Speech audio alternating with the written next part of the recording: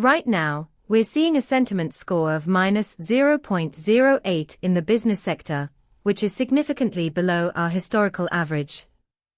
This dip indicates a notable shift in perception, especially when combined with a momentum of just plus 0.01. With 20 semantic clusters showing varied opinions, this suggests a divergence in sentiment that could impact your decision-making. Using our API, you get granular insights into these shifts, returning not just raw sentiment scores, but also the context behind them.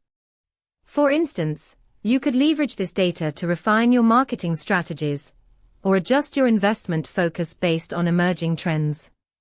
Want to dive deeper? Check out the full documentation at pulsebit.lojenterprise.com/docs. Let's put this data to work for you.